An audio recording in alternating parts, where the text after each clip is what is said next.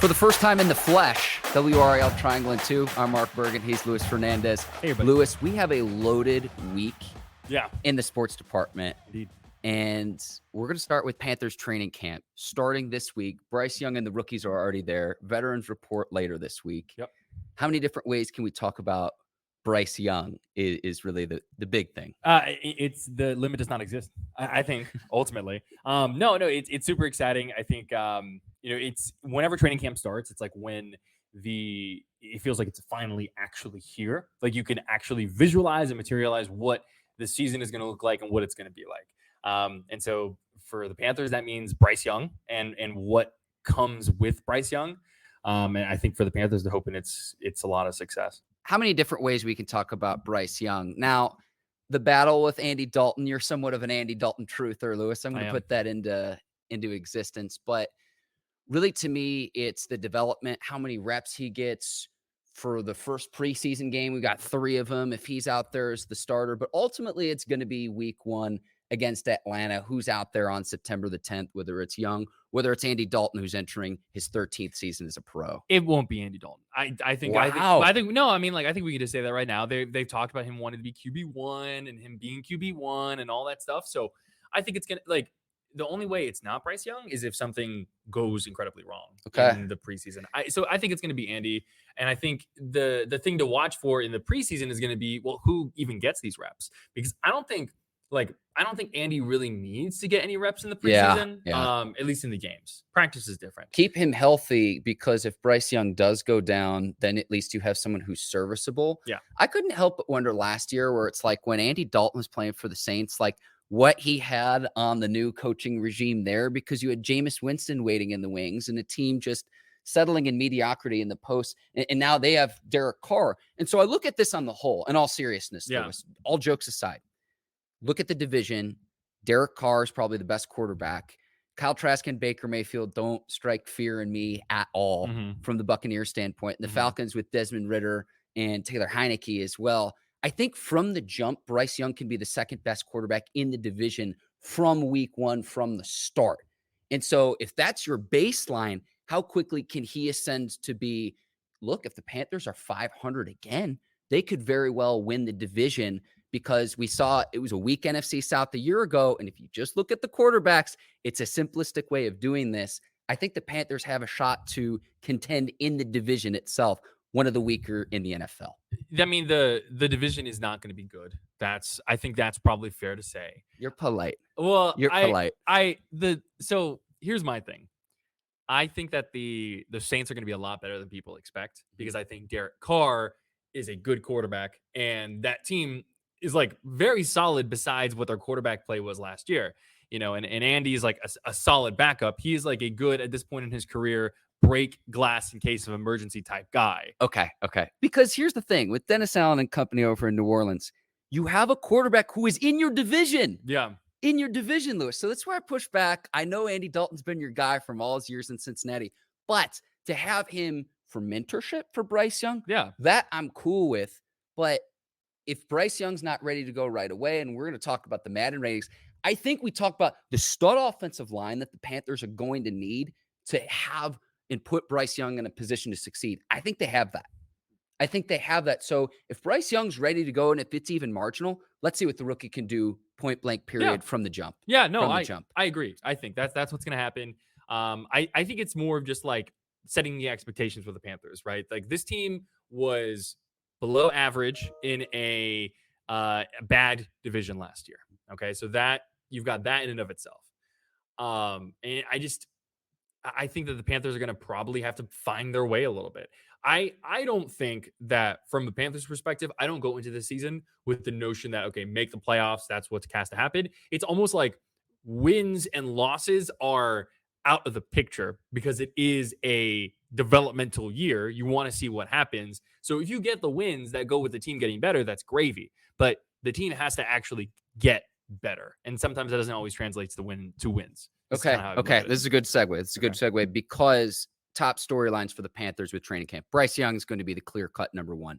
Number 2, with the new regime, Frank Reich. What kind of leadership does he establish as the head coach of the Panthers? And here's what I mean by this, and here's what to watch early on in the season.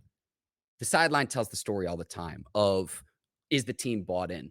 Most first-year head coaches in the NFL aren't very good, aren't very good. But I look at, okay, in previous years in recent NFL history, what Brian Daboll did to the Giants a year ago. And just the attitude, you know it when you see it. So watch the reaction on the sidelines. Daboll's a recent example. Matt LaFleur, when he took over in Green Bay for Mike McCarthy several years ago, was another example of someone who had success in year one. Again, those guys, though, are the exception, not the norm when it comes to first-year head coaches having success. But with Frank Reich, you have an adult in the room. That's probably the second biggest thing that I'm looking at, to where you might not have the top elite level talent that you expect several years from now when hopefully the Panthers are contending again.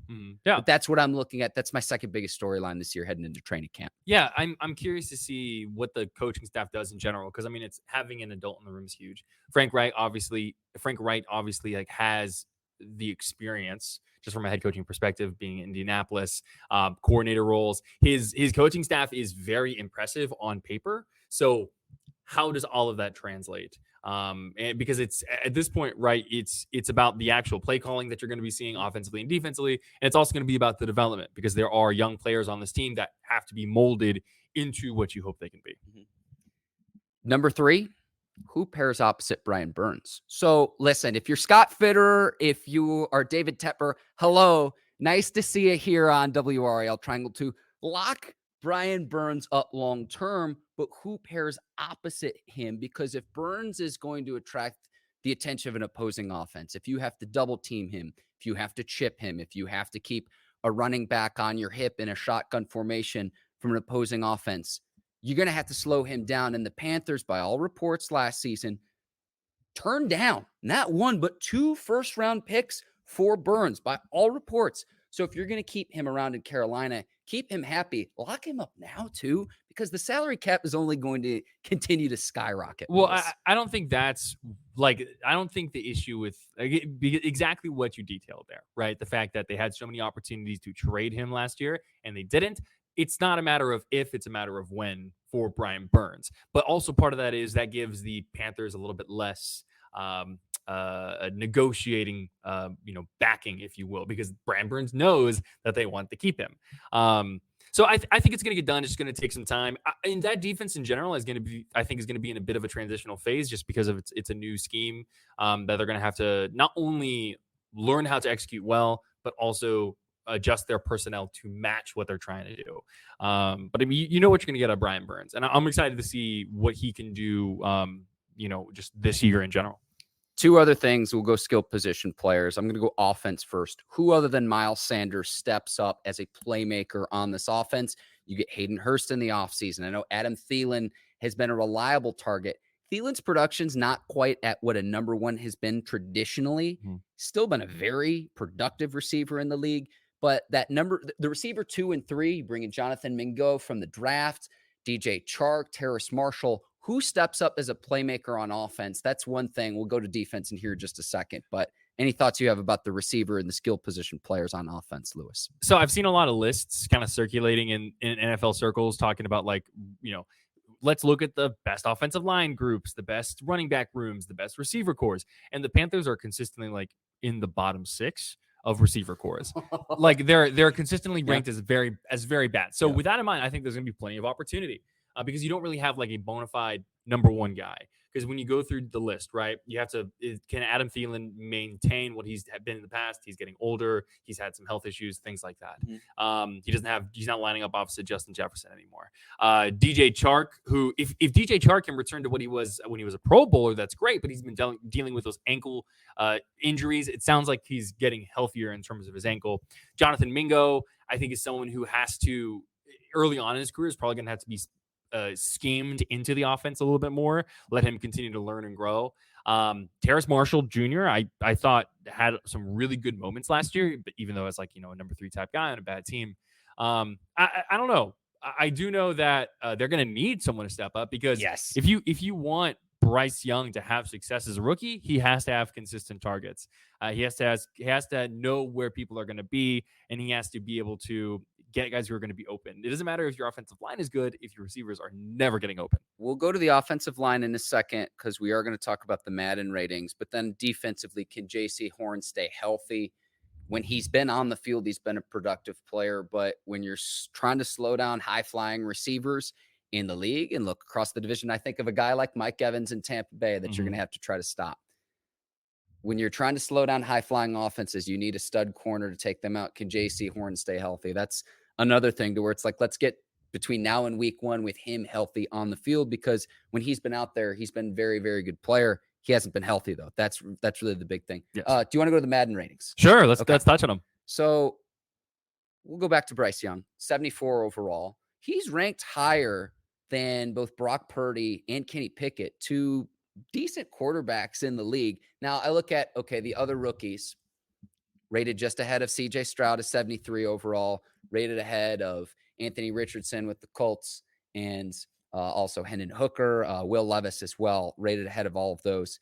We'll see how that fluctuates. But I look at the offensive line, Lewis, and I look at the right side, Taylor Moton, Austin Corbett as well. So when in doubt, you've got Miles Sanders, who has playoff experience in Philly, just running on the right side. In all seriousness, even if a defense knows that it's coming and Ike Ekwonu is continuing to develop too, you bring in someone who has Super Bowl experience from a year ago, someone who has playoff experience and knows what it takes to have success in the league, and Miles Sanders. Miles Sanders is going to be the best friend of Bryce Young in year 1. And they're probably going to rely on him a little bit too much, but when in doubt, that's a safe, reliable option. Your facial expressions tell me something right now. No, I'm going back to the Madden stuff, just thinking about Bryce Young at his 74. And every year I have to remind myself, don't get mad about Madden ratings because it doesn't really make any sense. So often they're just dumb. But no, they're not good. Like Kenny Pickett is a good quarterback. I don't know why. It's one of those things where I think you're more excited about what you don't know versus what you do know. And you saw Kenny Pickett have some good moments as a rookie and then not have good moments as a rookie. Sure. Whereas Bryce Young, all you're used to seeing him is, winning Heismans, competing for national championships with Alabama. So I don't know. I always take Madden rankings with a grain of salt. But I do think Bryce Young's in a good spot just based on his numbers. I'm looking at his offensive line, and that to me is the thing that sticks out the most. And then the Panthers front seven with, again, we talked about Burns, Derek Brown's an 84 overall, and then Shaq Thompson as well, where you have a solid front seven. So the recipe for success to me is, and it's not flashy at all, but controlling the clock, playing stout defense, winning the turnover battle, and in a weak division. If you win the turnover battle, they should win some games this year. And if this front seven is good as it is, again, on paper, Lewis, again, you might be 500. I'm not saying the Panthers are going to win the Super Bowl, but there's at least some hope here. Yeah. There's at least some hope. It's interesting. It's once again, it's one of those things with the Panthers where I'm looking less at the results and I'm looking more at how they play this season. That's how I kind of view it. August the 15th, Madden is due out. Let's go to the ACC Kickoff, which is this week. Really quickly with the Panthers too. Chris Lee will be in Spartanburg as well. Yes. So full coverage on WRAL Sports as well. And Chris, stay hydrated out there as well. Be hot. Oh yeah. It's gonna be hot. The ACC Kickoff, which we'll also have Cruz at, is this week. Charlotte. Pat Welter up there. Casey Hintz will be up there later on in the week. Top storylines to me. I'm going first. Okay. Drake Maye, Heisman, how that projects for UNC. Sure. If he can counter, so other schools have a full year of tape on Drake Maye, right? If he can counter what opposing defenses are going to counter him with early on in the season, there's a reason he projects to be one of the top quarterbacks for the 2024 draft. Right now, as it stands, and a lot can change, but it's Drake Maye and then Caleb Williams out at USC, out on the West Coast, are your two top quarterbacks entering the 2023 season, Lewis. So to me, if he has success even early on, if he even replicates what he did a year ago, I don't know if he'll win the Heisman. I think he's a Heisman finalist, and then he projects to be a top pick in the draft. So how he adjusts to the adjustments is what I have my eye on early on, but that's my number one storyline going into the season. Well, and it's interesting too, because I think with how good Drake Maye was last year, we forget how much UNC struggled down the stretch, even offensively. And so The question is that going to help or hurt Drake Maye? I think it's going to help in a lot of ways because on tape, you see where you are struggling, you see where you can do better. And I think you can adjust to that. And then how will teams respond, all that stuff. With the new offensive coordinator coming in for the Tar Heels, there's going to be a lot to work on. What's going to be tough, I think, for Maye is that being a Heisman being in Heisman contention as a UNC quarterback, I think is just difficult because that's just like that's how Heisman's work. It always seems like the quarterbacks who are on the teams that are competing for spots in the college football playoff are the ones who are going to be Heisman finalists and contending. And so what you're looking at there is Drake Maye was essentially a Heisman finalist for the middle chunk of the season, right? Mm-hmm. Let's say the middle, almost middle half of the season. Do that again. At UNC, I think that's difficult. I think it's going to be difficult for a lot of ACC schools. With a new offensive coordinator, also without Josh Downs, who's in the NFL, Antoine Green, who, don't sleep on him either because he was getting almost 2 first downs for every reception he had last year for the Tar Heels, yep. Lewis. A lot of moving pieces with UNC. So how do they adjust? But with football especially, one of the great equalizers is having a great quarterback. And so you've got that already. We saw that happening. So I agree. Do I need to do a point here? Yeah. Yeah. Where do you want? You can go there's so many different storylines going into this year. The floor is yours, though. So I'm gonna go with NC State. Okay. We're gonna keep it. We're keeping it local. We're keeping a local triangle into all that stuff. Okay. But I'll keep it local with NC State. And how does Brennan Armstrong and their new offense adjust? Essentially, it's this molding of different thoughts between how football is played when you take Dave Doran and when you take the new NC State offensive coordinator. His name has escaped me for some reason. But they paired together at Virginia as well. Armstrong, yeah. A quarterback named Armstrong. We're going to get IT on this. We're going to get research on this live. Quarterback named Armstrong is like an ice cream man named Cone, though, Lewis, in all seriousness. But I know he had success at Virginia, so he's had ACC success Robert before. I don't know why. All I can think of was Jay Ajayi from way back in the NFL running back circles there. Robert and I, former offensive coordinator at Virginia, yeah. So they're going to pair together at NC State. Mm-hmm. And where do you go from here? If Dave Doran gets, I think we were talking today off the pod, 6 more wins, he becomes the winningest head coach in NC State football history. Yeah, I think either wins or ties with 6 more wins. Yeah, unbelievable He's there. He's had 10 years now. Yeah. I think this is either his 10th or 11th season. So if we're keeping this local, you're taking NC State at 2, which is fine.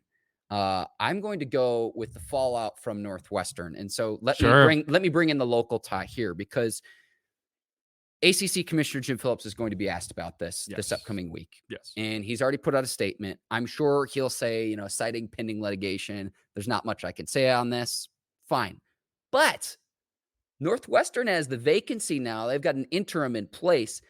If Duke's Mike Elko has another successful season, does Northwestern poach him from Durham? That's where I'm going with this of, okay, let's read the tea leaves. What's next for Northwestern?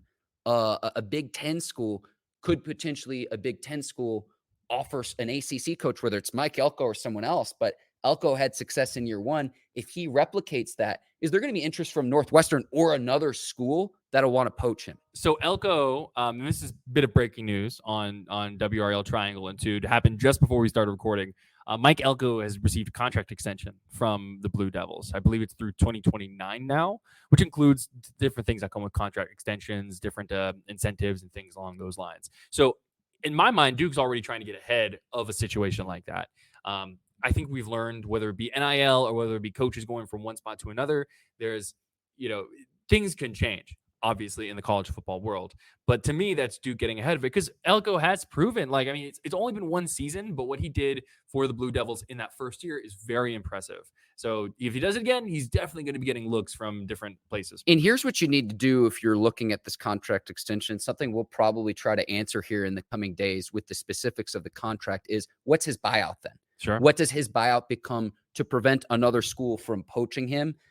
Getting out ahead of this already, though, listen, you have to have at least 4 years on your deal. Otherwise, you're not going to be able to recruit anybody, Lewis. Sure. So Duke already doing this after one season, Yeah. I think says a lot. You got to be excited. Riley Leonard and company over in Durham, like Riley Leonard's very good. I'm not going to go as far to say this, but what's to say come season's end, Duke has a more successful season than North Carolina in football? I'm not going to go that far. I'm going to put it out in the universe. I think so. Looking at Duke's schedule, what I think ultimately it is I think Duke will be a much better football team this year than they were last year, but I don't think that's necessarily going to translate to more wins.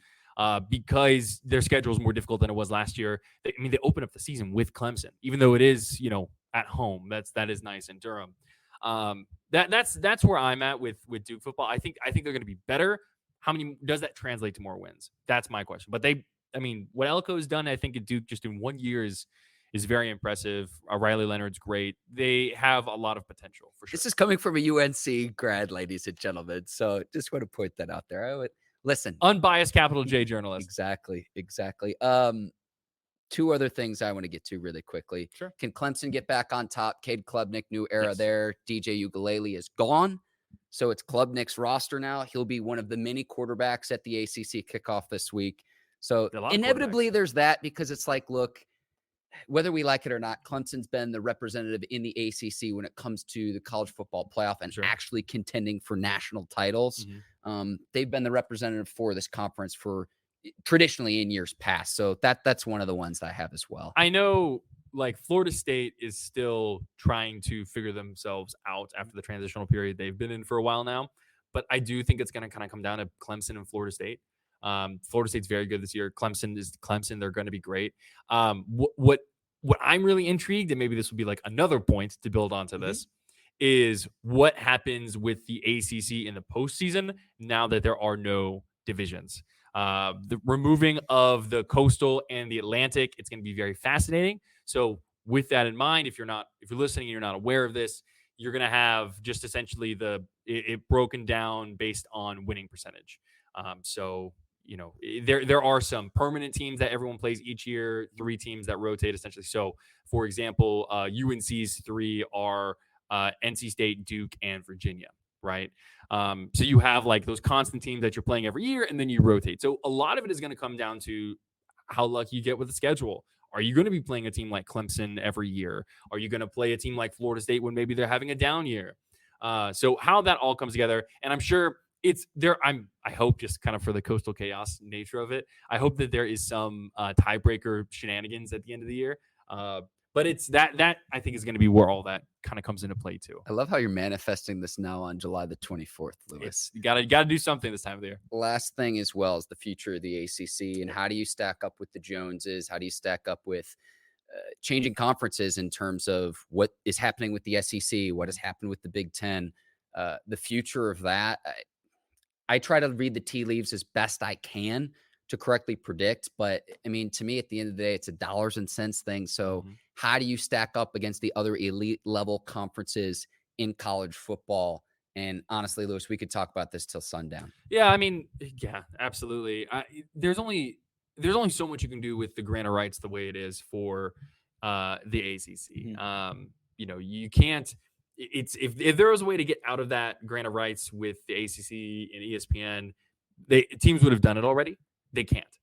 It's very hard to, and so they've got it for quite a lot more years now. And so it's about finding ways to earn more money, earn more revenue for your individual program, for the conference as a whole. Maybe that's things like just like sponsorship deals. Maybe that means additional advertising.